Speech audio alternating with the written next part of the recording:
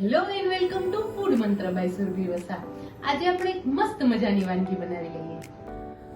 આજે હું તમારી સાથે મારી એક સિક્રેટ રેસીપી શેર કરી રહી છું અને એ છે દહીંવડાનો લોટ.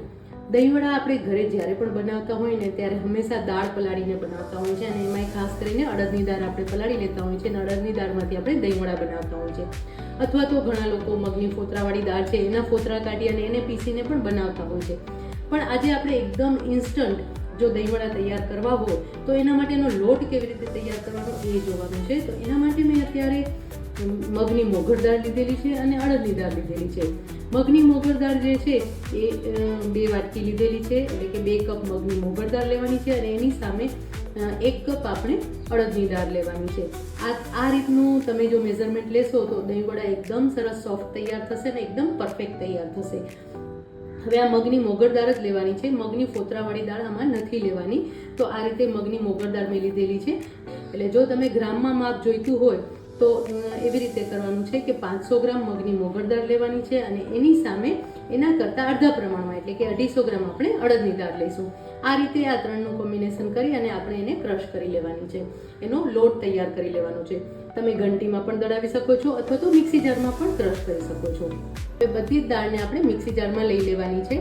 હવે મિક્સી જારમાં આપણે સૌથી પહેલાં મગની મોગર દાળ લઈશું, એટલે કે 2 કપ મગની મોગર દાળ લીધી છે અને એની સાથે 1 કપ અડદની દાળ લેવાની છે. હવે આ જે અડદની દાળ છે એની ઉપર પાવડર લગાવેલો હોય છે, એટલે એને પહેલાં કપડાથી કોરી કરી લેવાની છે, સાફ કરી લેવાની છે અને પછી આની અંદર આપણે એડ કરી લેવાની છે. મેં અત્યારે એને કપડાથી સાફ કરી લીધી છે અને હવે હું એને આની અંદર એડ કરી રહી છું. આ રીતે મેં મગની મોગર દાળ લીધી છે. હવે આ ત્રણેય વસ્તુને આપણે સરસ રીતે ક્રશ કરી અને એનો લોટ તૈયાર કરી લેવાનો છે.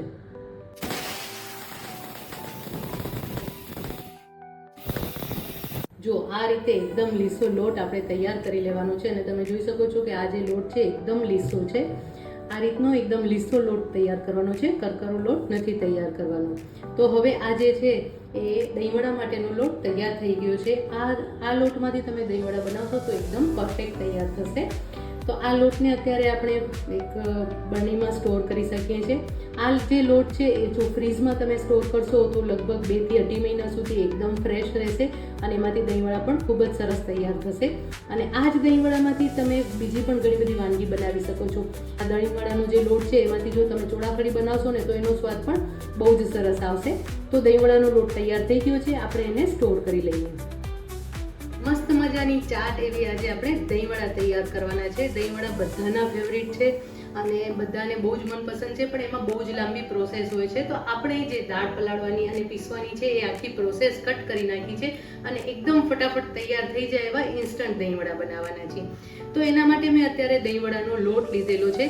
હવે આ લોટની રેસીપી જો તમને જોઈતી હોય તો ડિસ્ક્રિપ્શન બોક્સમાં એની લિંક આપેલી હશે, તો તમે એના ઉપરથી આ લોટ કેવી રીતે તૈયાર કર્યો એ તમે જોઈ શકો છો. આ લોટમાં મગની મોગર દાળ અને અડદની દાળનું કોમ્બિનેશન કરેલું છે. તો અત્યારે આપણે 1 કપ લોટ લીધેલો છે. 1 કપ એટલે અત્યારે આ 1 કટોરી લોટ છે, જે હાફ કપ છે. જો મેઝરમેન્ટ કપ તમે લેતા હો તો એ હાફ કપ છે અને આ 1 કટોરી મેં લોટ લીધેલો છે. હવે એની અંદર આપણે મીઠું એડ કરી દઈશું, ½ ટીસ્પૂન મીઠું એડ કરીશું. આ જે અત્યારે મેં હાફ કપ લોટ લીધેલો છે એમાંથી લગભગ 8 થી 9 નંગ દહીંવડા તૈયાર થશે.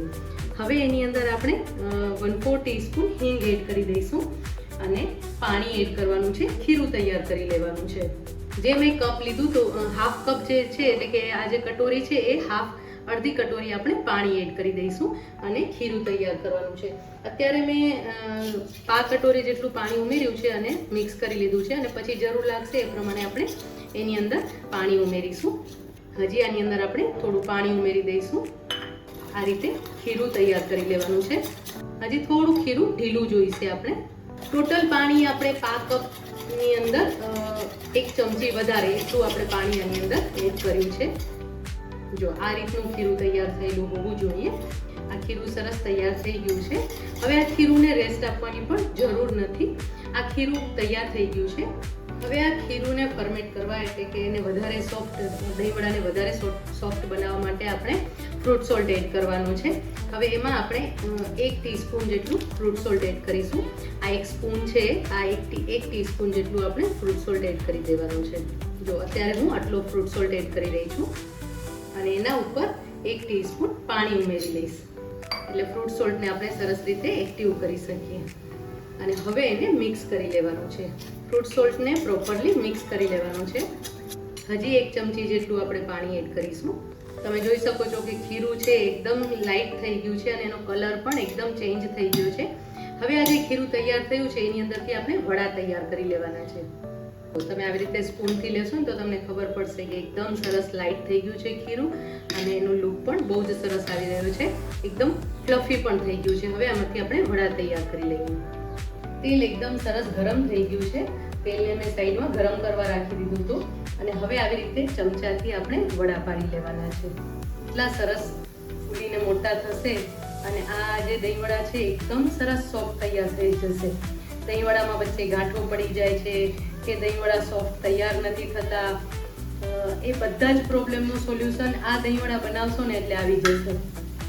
એટલા સરસ પડી શકે છે ને કે કાંઈ તમને એમાં શેપ પણ એકદમ પરફેક્ટ આવી જાય છે અને એકદમ સરસ દહીંવડા તૈયાર થતા હોય છે. આપણે જે પ્રમાણે કહ્યું હતું એ પ્રમાણે 9 થી 10 નંગ વડા જે છે એ તૈયાર થતા હોય છે. હવે આ વડાને આપણે બંને સાઈડથી તળી લેવાના છે.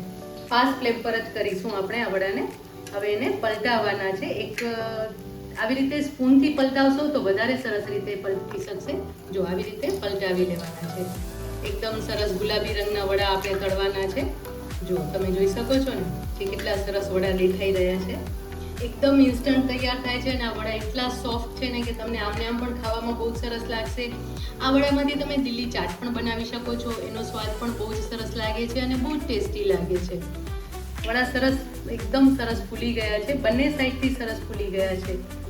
જો થોડા ગુલાબી રંગના થાય ત્યાં સુધી આપણે એને તળી લઈએ. વડા એકદમ સરસ તળાઈ ગયા છે અને એને આપણે પ્લેટમાં લઈ લઈએ. આવી રીતે બધા બહાર લઈ લઈશું. આવી રીતે બધા જ વડાને આપણે પ્લેટમાં લઈ લેવાના છે. તેલ પણ નથી પીતા અને એકદમ સરસ ડ્રાય તૈયાર થાય છે. નહીં તો આપણે જ્યારે પણ દહીંવડા બનાવીએ ને ત્યારે બહુ જ વધારે પ્રમાણમાં તેલ પીતા હોય છે દહીંવડા અને એના કારણે પણ દહીંવડાનો સ્વાદ સરસ નથી આવતો. તો હવે આ દહીંવડા આપણે પ્લેટમાં લઈ લીધા છે. આવી રીતે દહીંવડાને બધાને પ્લેટમાં લઈ લીધા છે. હવે આ જે તૈયાર થયેલા દહીંવડા છે એને છાશમાં એડ કરવાના છે. જનરલી બધા જ લોકો પાણીમાં એડ કરતા હોય છે, એના કારણે દહીંવડા ફિક્કા લાગતા હોય છે. પણ આ મેં છાશ લીધી છે, એની અંદર હું મીઠું એડ કરી દઈશ અને આ જે તૈયાર થયેલા દહીંવડા છે એ આપણે છાશમાં એડ કરી દઈશું અને એને આપણે પલળવા દઈશું. આવી રીતે એને લગભગ 5 થી 10 મિનિટ સુધી રહેવા દેવાના છે, જેથી કરીને એકદમ સરસ સોફ્ટ થઈ જાય અને પછી આપણે એને સર્વ પણ કરી શકીએ છીએ. તો દહીંવડાને આપણે પલળવા દઈએ. સૌથી પહેલાં પ્લેટમાં થોડું દહીં આપણે મૂકીશું. થોડી મીઠી ચટણી ઉમેરી લઈશું. થોડી ગ્રીન ચટણી પણ ઉમેરી લઈશું. આમ કરવાથી દહીંવડાનો સ્વાદ વધારે સરસ આવે છે. આ રીતે સર્વિંગ કરવાથી નીચે પણ દહીંનો સ્વાદ અને ચટણીનો સ્વાદ આવે છે અને ઉપર પણ આપણે એડ કરીશું. હવે એની અંદર વડા મૂકી દઈશું.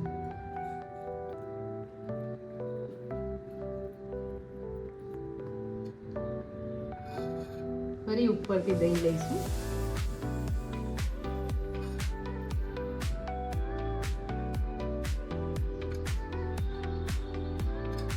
સાથે મીઠી ચટણી,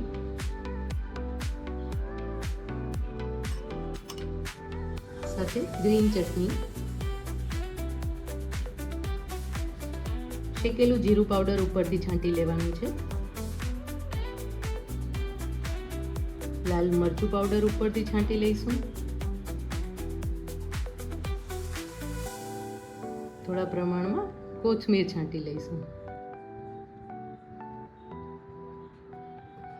એકદમ મસ્ત મજાના દહીંવડા તૈયાર થઈ ગયા છે.